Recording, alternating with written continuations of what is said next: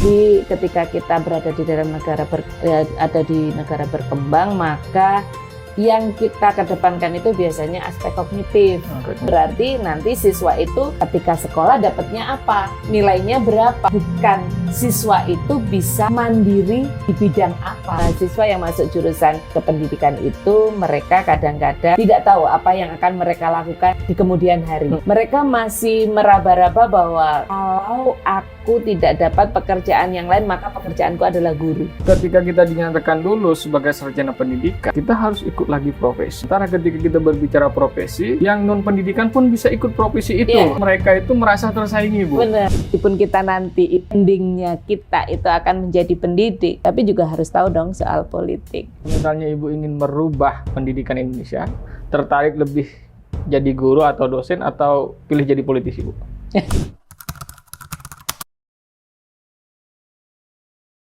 Assalamualaikum warahmatullahi wabarakatuh, Sobat RF dimanapun berada. Pada kesempatan kali ini kita kehadiran narasumber yang luar biasa dalam rangka membahas tentang pendidikan dan dinamika pendidikan hari ini ya, khususnya bagaimana menghadapi tantangan zaman, khususnya revolusi industri 4.0, atau juga ada yang mengatakan ini sudah eranya 5.0. Tentu kita akan mendapat input materi yang sangat besar karena beliau juga adalah seorang ahli dan pemerhati pendidikan. Beliau adalah Dr. Rina Wahyu Setianingrum. Beliau mendapat gelar doktor terakhir dari Universitas Negeri Surabaya. Beliau juga aktif sehari-hari menjadi dosen prodi bahasa Inggris dan juga pemerhati sekaligus peneliti pendidikan bahasa Inggris untuk anak usia dini. Saya pikir ini adalah paket komplit yang hadir ke tengah-tengah pemirsa atau kemudian Sobat RF dimanapun berada. Baik, sebelum kita masuk ke sesi materi, saya ingin mengawali dengan pendapatnya Ki Hajar Dewantara ya. Sekaligus ini juga dalam situasi kemerdekaan. Beliau mengatakan bahwa manusia merdeka itu adalah manusia yang hidupnya tidak bergantung kepada orang lain, tapi dia memaksimalkan potensi yang ada dalam dirinya. Tentu ini ketika kita maknai apa yang dikatakan oleh Ki Hajar Dewantara, ini mengindikasikan ya, atau mengharuskan ada peran pendidikan yang besar. Oleh karena itu, ini sudah kita kehadiran Ayunda Rina. Maka kita ingin pertanyakan terlebih awal, kira-kira pendidikan kita ini didesain dalam rangka apa, Ayunda? Oke. Baik, terima kasih Roni. Hari ini kita akan berbicara tentang pendidikan secara global ya.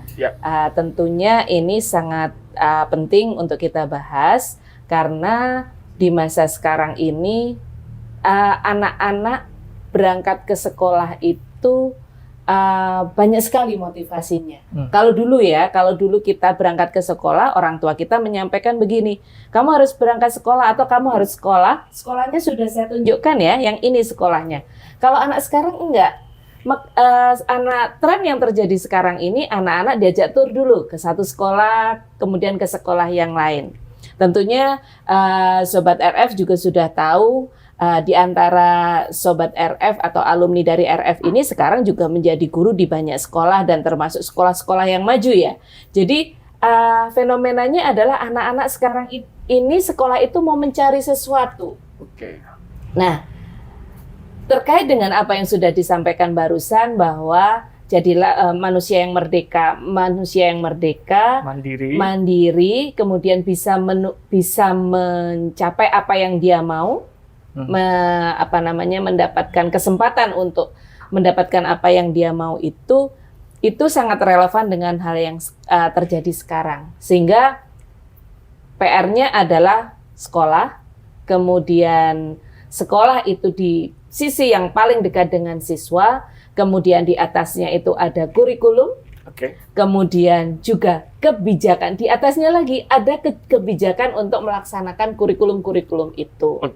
Nah, dalam hal ini saya mau menggarisbawahi bahwa ketika kita mengajarkan sesuatu, guru ya, tentunya. Guru itu ketika mengajarkan sesuatu, maka yang pertama kali harus diperhatikan itu adalah kepentingan siswa. Kepentingan siswa. Ya, kepentingan siswa. Nah, hal ini berarti ada kaitannya dengan guru maupun calon guru. Oke. Kalau guru berarti guru harus mengasah dirinya, menambah ilmu pengetahuan, kemudian selalu update dengan hal-hal terbaru terkait dengan bagaimana mendidik siswa. Bagaimana dengan calon guru? Nah, kalau calon guru, ini PR dari LPTK atau universitas ya yang menyelenggarakan prodi atau melaksanakan pembelajaran untuk para calon guru. Nah, kalau dilihat dari sisi calon guru, maka universitas harus sudah tahu atau LPTK sudah harus tahu bahwa kepentingan siswa itu apa di saat sekarang.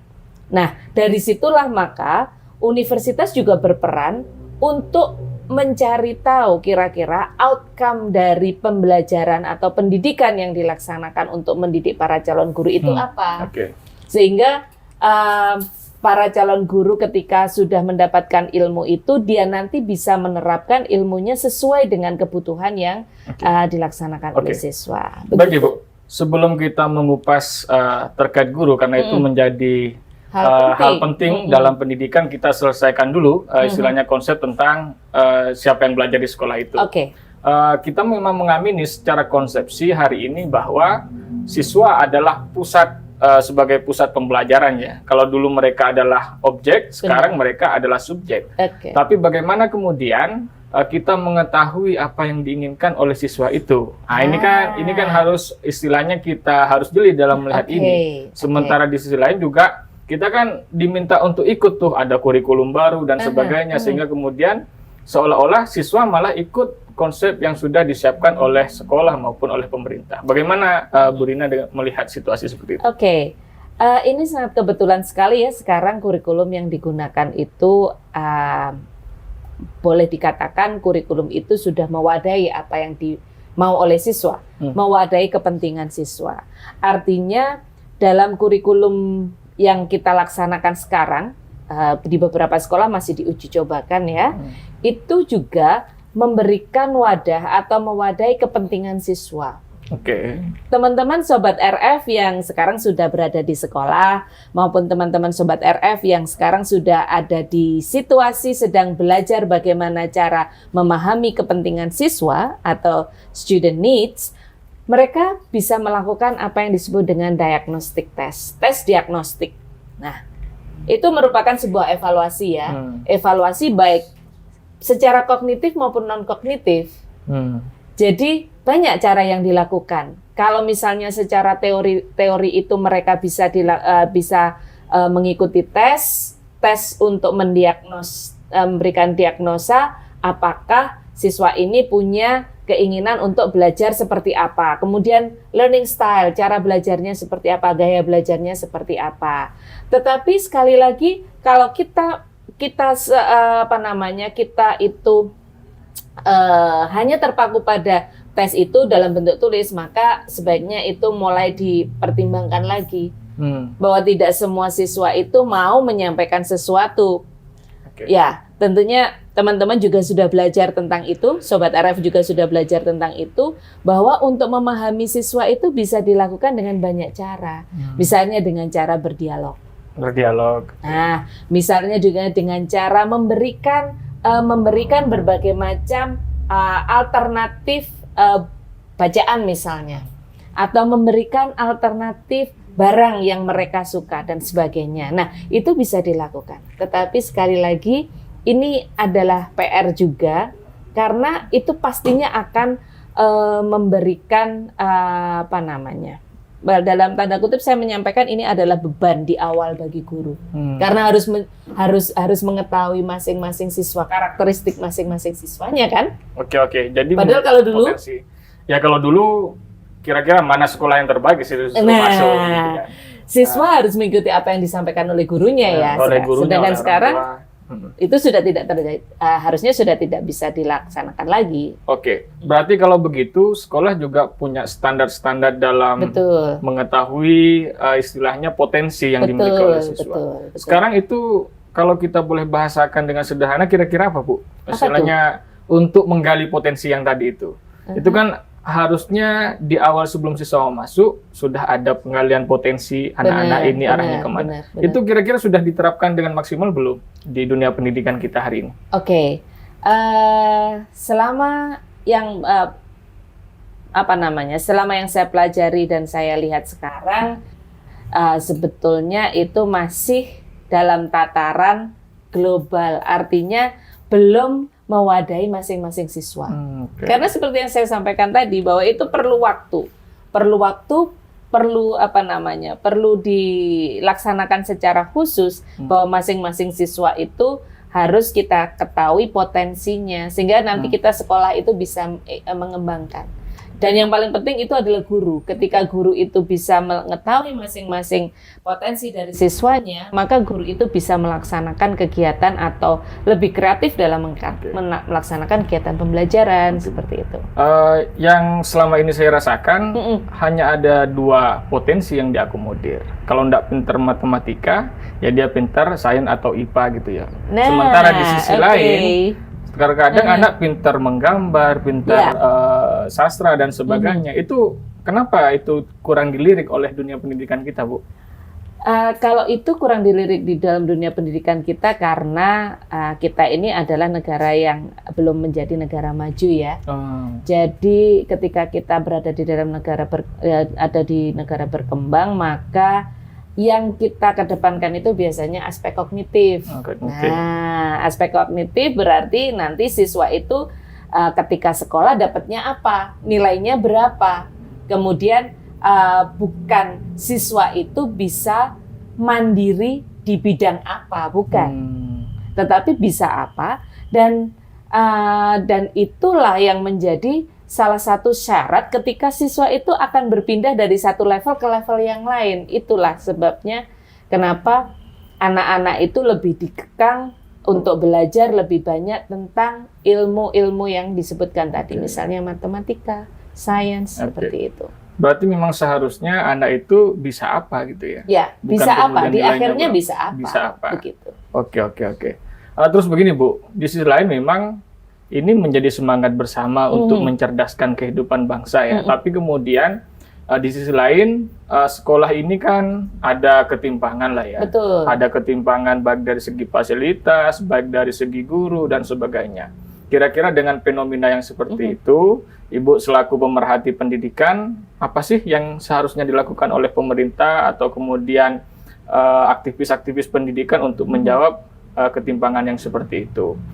Kita juga bisa menyaksikan misalnya guru-guru honorer itu mengeluh karena di sisi lain yang di sana gajinya tinggi sementara yang di sini masih minim dan sebagainya. Gimana melihat ketimpangan yang terjadi di dunia pendidikan kita hari ini, Bu? Oke. Nah, ini saya mau ngomong sedikit terkait dengan kalau dari sisi pemerintah itu memberikan kebijakan ya. Kebijakannya bermacam-macam dan itu bisa jadi diterapkan di salah satu tempat, tetapi tidak bisa dilaksanakan di tempat yang lain. Nah, itu merupakan salah satu challenge bagi kita semua. Sobat Rausan Fikir, Sobat RF harusnya sudah tahu juga ya, nantinya ketika menjadi guru itu, kita tuh bukan menjadi orang yang sudah disediakan buku, kemudian tinggal ngikutin bukunya, kemudian sudah selesai. Nah, tetapi di sisi yang sangat penting itu adalah bagaimana diri kita itu dikembangkan, meskipun sudah jadi guru tetap mengembangkan diri.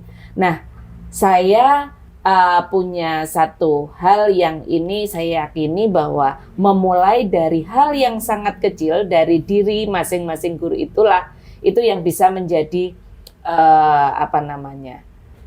menjadi pemicu bahwa apa yang dibutuhkan siswa itu akan didapatkan oleh siswa.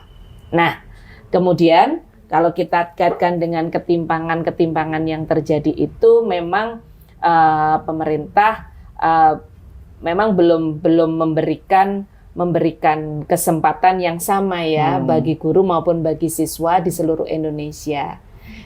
Banyak hal yang terjadi itu. Nah, salah satunya adalah ketika guru itu berada di tempat yang jauh dari pusat, misalnya di daerah begitu, di sana guru itu juga mempunyai kegiatan yang lain lagi selain menjadi guru, sehingga misalnya ketika diterapkan sesuatu itu masuknya juga akan memerlukan waktu. Jadi kebijakan tertentu diterapkan di satu tempat, ketika di tempat itu gurunya sudah sangat siap, maka itu sangat cepat untuk dilaksanakan. Tetapi berbeda ketika misalnya di daerah, ketika guru itu fokusnya juga bukan hanya mengajar saja misalnya, ada kegiatan yang lain, maka itu juga akan susah.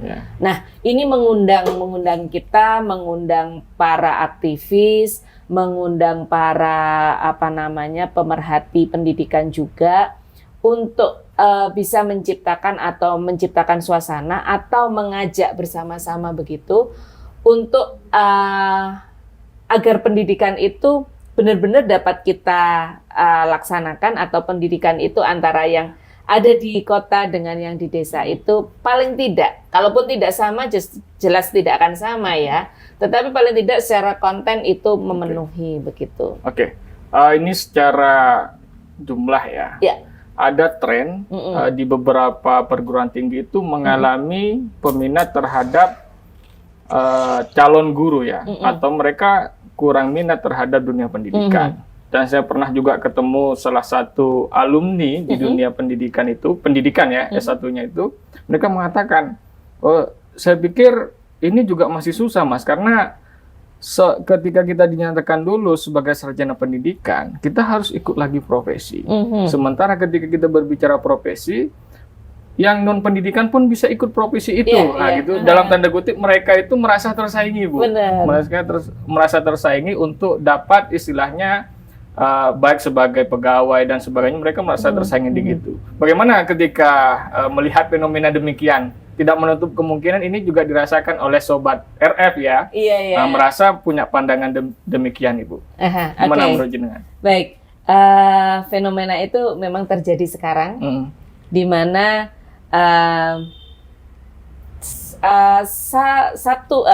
di satu sisi mahasiswa yang masuk jurusan kependidikan itu, mereka kadang-kadang tidak tahu apa yang akan mereka lakukan di kemudian hari. Mereka masih meraba-raba bahwa kalau aku tidak dapat pekerjaan yang lain, maka pekerjaanku adalah guru. Ya kan? Pernah mendengar seperti itu, dan banyak sekali yang menyampaikan seperti itu. Sering ya? Nah, kemudian ada lagi. Ini satu sisi, kemudian di sisi yang lain banyak orang anak atau mahasiswa calon lulusan SMA, katakanlah lulusan sekolah SMA, mereka masuk ke jurusan-jurusan yang mereka mau. Mereka masuk ke jurusan non pendidikan. Dengan harapan nanti saya masih punya kesempatan, kalau saya sudah tidak mendapatkan kesempatan lagi di dunia saya, maka saya bisa menjadi guru dengan masuk ke profesi. Nah, dari dua fenomena yang ada itu, maka beberapa hal yang perlu kita diperhatikan. Ini PR-nya dari LPTK ini. LPTK harus bisa membuat satu program, misalnya dengan memperhatikan jumlah SKS yang akan harus ditempuh oleh mahasiswa ketika menempuh S1. Kemudian yang berikutnya adalah bagaimana SKS yang ada itu tidak berjumlah sedikit. Artinya begini, jumlah mata kuliahnya tidak terlalu banyak dengan SKS yang banyak.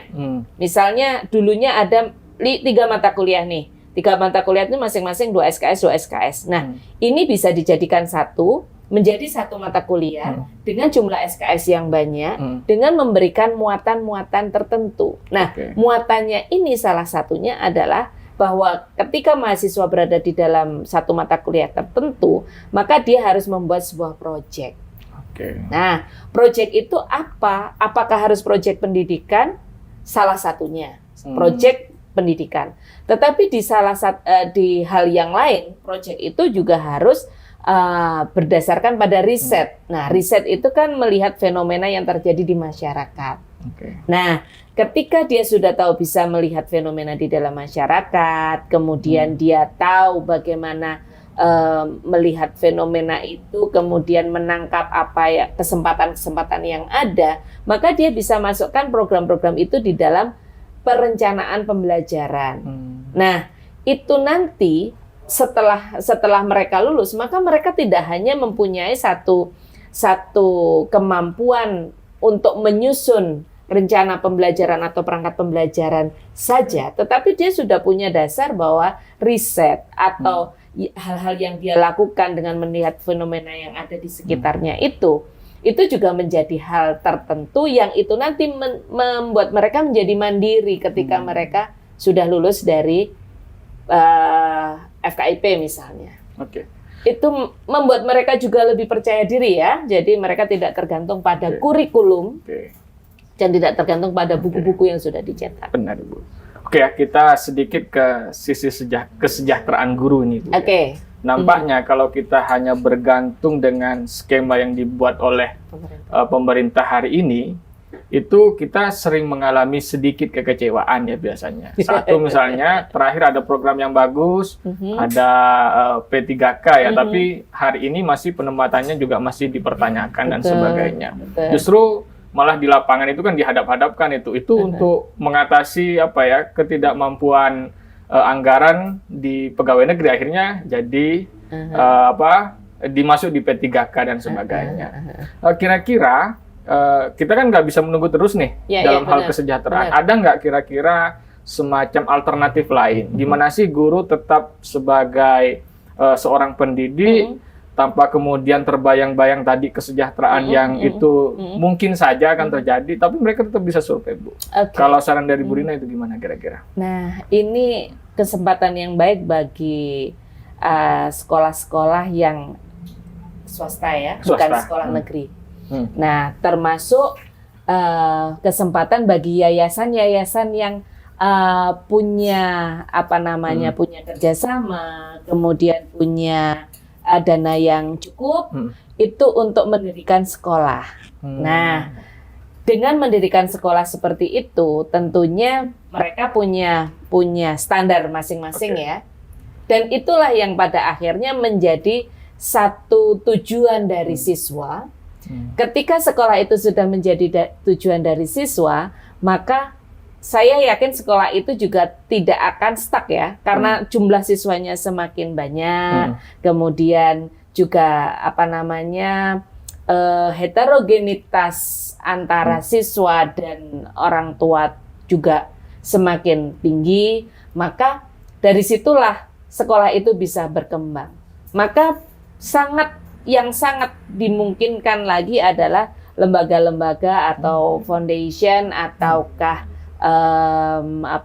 yayasan yang punya kesempatan untuk membangun sekolah, maka harusnya bersama-sama ya membangun sekolah, kemudian juga memberikan kontribusi untuk kesejahteraan guru. Karena kalau kita harus menunggu berapa lama lagi? Berapa lama lagi, dan jumlah mahasiswa atau jumlah lulusan dari LPTK semakin hari juga, walaupun sekarang mengalami penurunan ya, trennya menurun jumlahnya, tetapi jumlah itu selalu ada, tidak pernah tidak ada lulusan dari LPTK. Tapi secara jumlah terus mengalami penurunan. Secara jumlah memang mengalami penurunan. Kita akan lihat nih fenomenanya di beberapa tahun ke depan ini seperti apa. Tetapi sejak pandemi sampai sekarang itu fenomenanya sih trennya sih menurun gitu. Boleh nggak Bu, kita sebagai misalnya alumni di pendidikan nih, kita ternyata punya mindset sebagai seorang pebisnis, konten kreator, atau sebagai pengusaha, boleh nggak seperti itu? Boleh. Tapi di sisi lain nanti tantangannya, dia bisa fokus nggak selama belajar di kampus menjadi seorang pendidik? Bisa aja ya? Atau gimana? Bisa aja. Sebentar. ini yang ditanyakan itu tadi adalah selama menempuh pendidikan keguruan terus kemudian menjadi konten kreator. Konten kreator atau sembari jadi pebisnis dan sebagainya itu boleh atau enggak? Sangat boleh. Sangat boleh. Jadi ada salah satu contoh praktek yang baik yang pernah kita laksanakan ya. Sobat RF, saya mau cerita sedikit nih tentang apa yang dilaksanakan oleh senior ataupun teman-teman yang yang sudah lulus dari UMM. Nah, dulu di Prodi Pendidikan beberapa waktu yang lalu beberapa teman-teman dari Prodi Pendidikan Bahasa Inggris itu ada satu kegiatan edupreneur. Nah, edupreneur.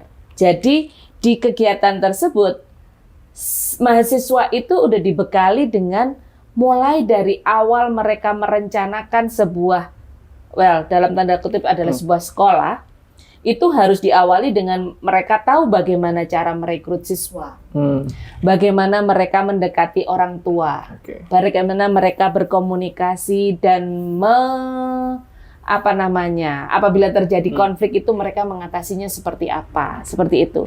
Jadi mereka membuat sebuah sekolah yang itu hanya dilaksanakan pada hari Minggu. Mereka harus mulai dari rekrutmen sampai pada hasil akhir dari pendidikan itu mereka sudah bukukan dalam sebuah laporan dan mereka akan tahu bahwa kalau aku ini punya jiwa entrepreneur, maka aku bisa membuka sekolah dengan cara seperti ini. Langkahnya seperti itu.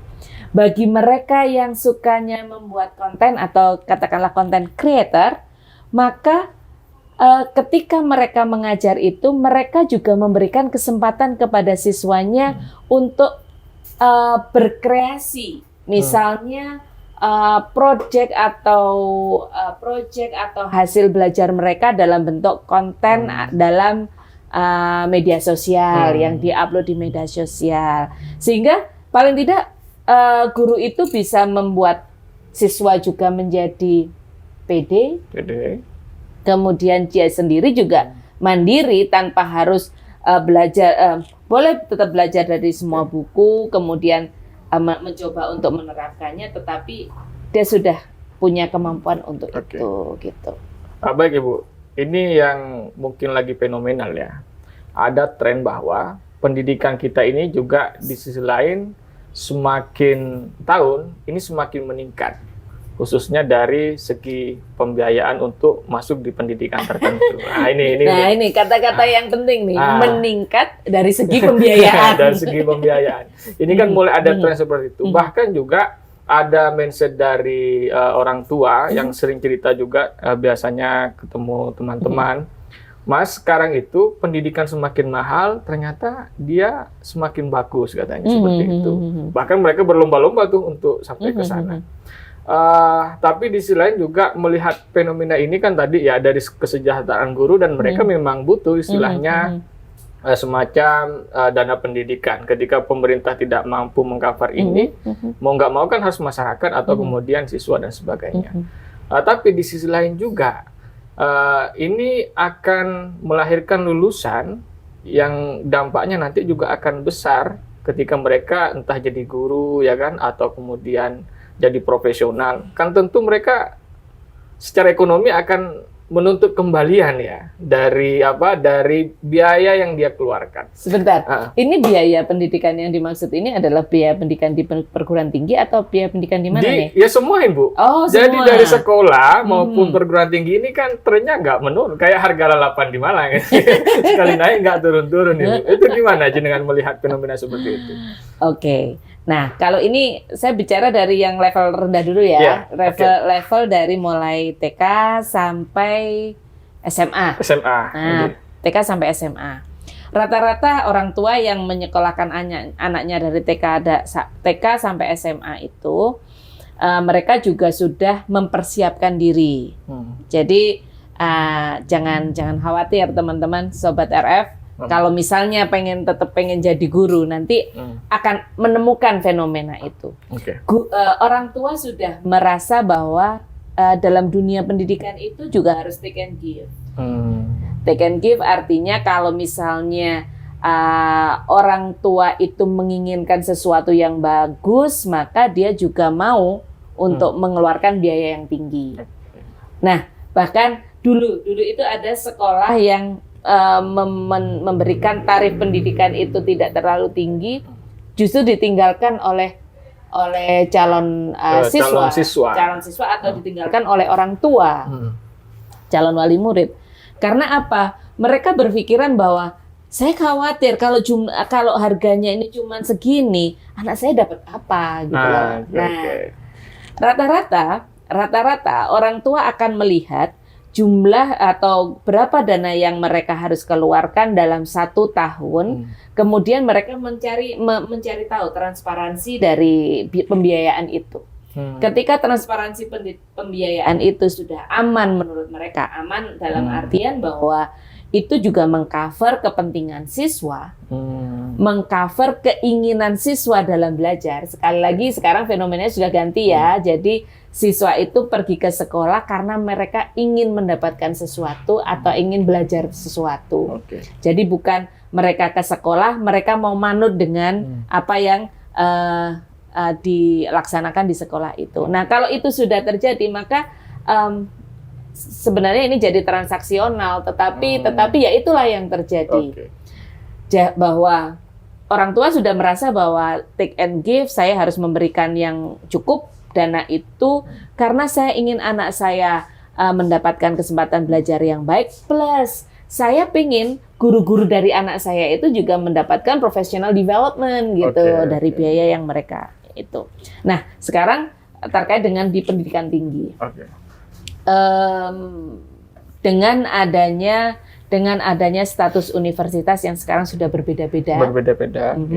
Termasuk kalau dulu itu yang mahal itu hanya universitas swasta, sekarang kampus-kampus perguruan tinggi yang masuk sebagai PTNBH itu pun juga memberikan kesempatan bagi mahasiswa yang mampu untuk membayar lebih dengan program tertentu, maka dia bisa masuk ke situ dengan menerapkan uang kuliah tunggal atau UKT itu. Mereka sudah menghitung secara rigid berapa biayanya. Lagi-lagi itu kalau misalnya orang tua menyadari, maka itu juga merupakan take and give. Tetapi ketika pembelajaran ini diberikan kepada mahasiswa yang itu dalam artian mahasiswa yang sudah dewasa ya, mereka pastinya juga akan kritis.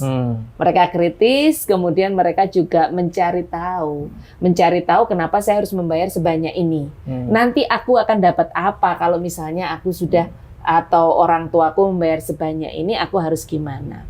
Nah, sejatinya itu juga merupakan salah satu challenge atau salah satu cambuk juga ya bagi mahasiswa. Gimana caranya ketika kita sudah tahu bahwa pendidikan itu biayanya tinggi, maka mereka bisa mengeluarkan atau memaksimalkan potensi mereka. Ya. Jadi saya kira seperti itu. Dengan begitu berarti kan peserta didik akhirnya dituntut untuk memanfaatkan fasilitas yang ada. Nah, tapi di sisi lain juga kan ada pertanyaan akhirnya, di mana istilahnya kehendak merdeka seorang pendidik ketika sudah dibebani misalnya dengan orang tua, kamu sudah saya masukkan di sekolah terbaik nih, fasilitasnya sekian, kok nggak cerdas-cerdas atau apa itu kan, akhirnya siswa terbebani, Bu. Gimana menurut jenengan dengan adanya tadi ya masuk di skema, tentu orang tua pengennya anaknya wow banget gitu kan, tapi di sisi lain juga kadang sekolah itu ternyata anak ini suka gambar. Sekolah yang bagus itu tadi, oh ternyata dia ahli di bidang matematika. Ini ada nggak saran untuk kira-kira biar seorang siswa itu bisa belajar dengan tenang? Orang tua juga kan harusnya memilah kira-kira sekolah apa yang cocok untuk si anak, bukan hanya mahal. Gimana menurut jenengan itu? Ya. Itu juga satu rangkaian yang nggak bisa diputuskan ya. Memang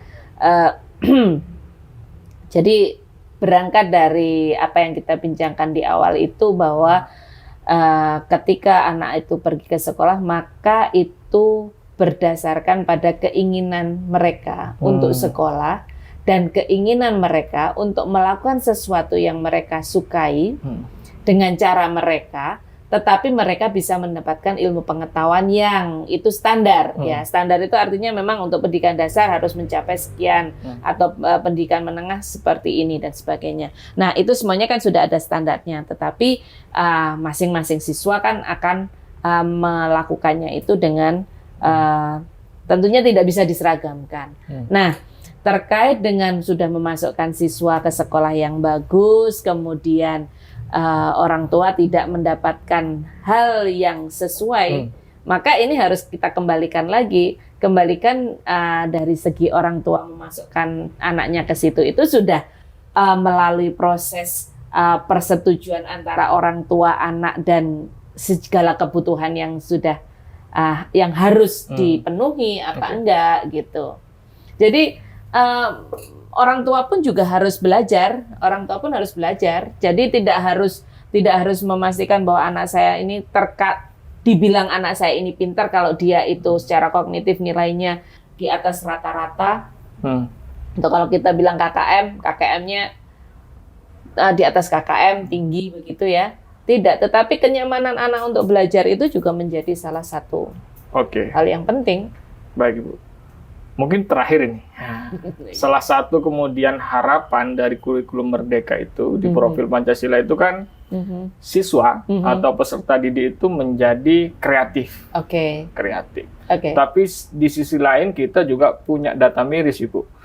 Dalam artian daya baca, daya literasi kita ini sangat minim sekali gitu ya. Bisa nggak kita optimis dengan harapan profil Pancasila untuk menjadi manusia kreatif? Di samping itu kondisi pendidikan kita masih seperti ini. Ada ketimpangan, ada ketertinggalan literasi dan sebagainya. Gimana menurut jenengan terkait fenomena? Itu juga memerlukan proses yang panjang ya.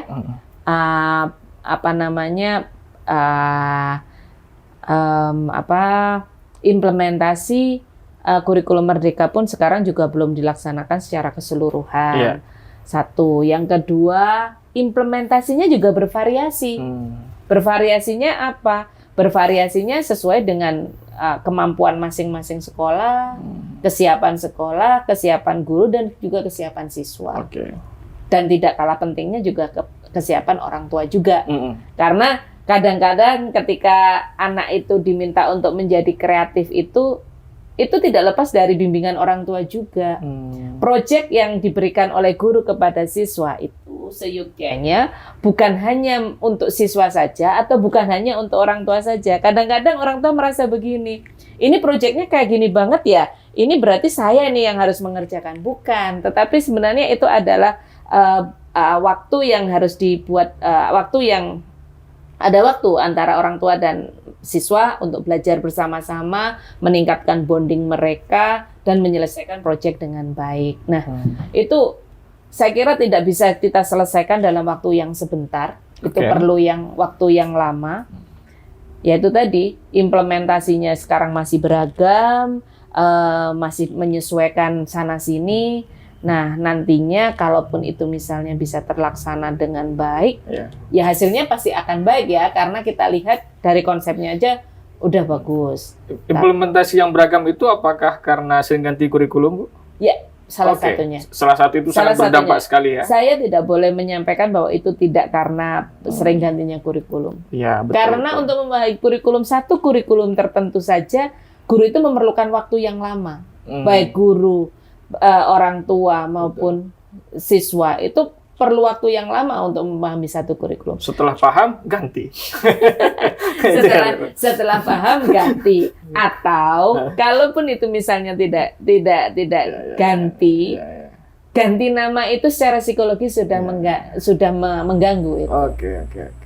Tapi ini Bu, saya dengan fenomena pergantian kurikulum itu optimis bahwa pendidikan swasta itu nggak terlalu berpengaruh. Nggak tahu ya, saya nggak tahu regulasi yang sebenarnya. Gimana maksudnya pendidikan swasta tidak terlalu berpengaruh? Pendidikan swasta itu kan dibangun dengan spirit tertentu. Salah satu contoh misalnya pendidikan swasta, ini bahkan sudah eksis dan sudah ada sebelum Indonesia ada. Berarti kan dia sudah punya tatanan kurikulum sendiri dan sebagainya. Atau justru memang, nggak tahu ya, fenomena di lapangan, apakah justru ketika pemerintah memperbaharui kurikulumnya, yang swasta juga harus menyesuaikan dong gitu. Nggak boleh pakai kurikulum sendiri. Atau gimana, Bu?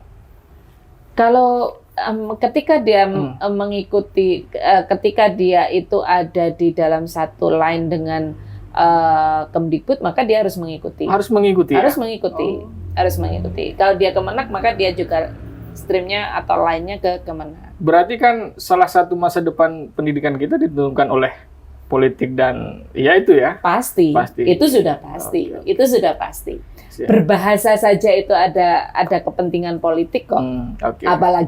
Apalagi pendidikan. Okay. Nah. Oke, terakhir Ibu, kalau misalnya Ibu ingin merubah pendidikan Indonesia, tertarik lebih jadi guru atau dosen atau pilih jadi politisi, Bu? Kan tadi harus kurikulumnya diubah dulu. Gimana, Ibu? Oke. Gimana kalau pendidikan yang tahu pendidik yang tahu politik ya? Oh, gitu ya. Pendidik yang melek politik tentunya. jadi saya mau pesen nih sama Sobat RF.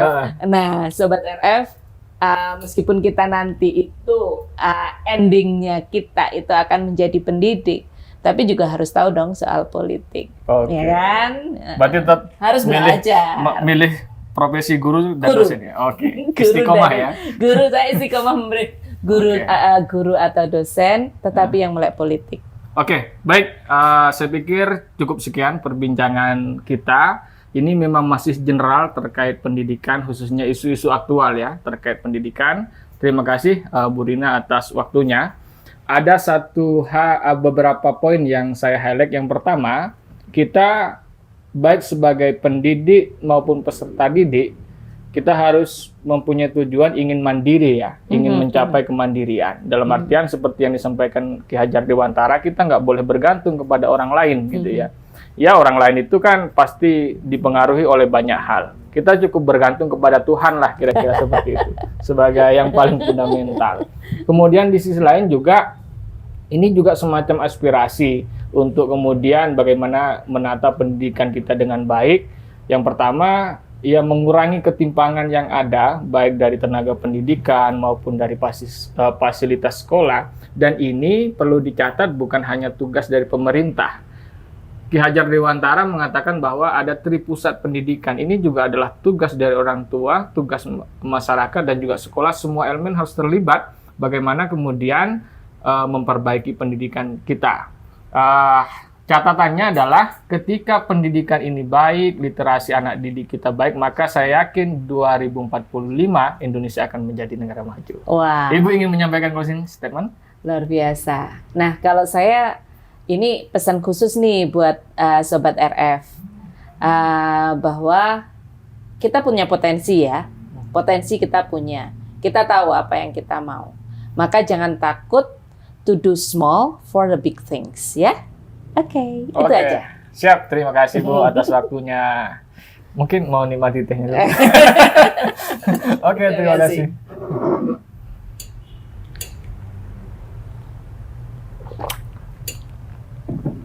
Baik, Sobat RF dimanapun berada, kita akhiri podcast kita untuk hari ini.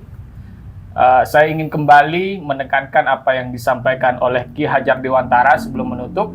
Manusia yang merdeka itu adalah manusia yang tidak bergantung kepada orang lain dan dia adalah manusia yang mandiri. Demikian podcast kita kali ini. Saya akhiri. Billahi fi sabilil haq fastabiqul khairat. Wassalamualaikum warahmatullahi wabarakatuh. Waalaikumsalam warahmatullahi wabarakatuh.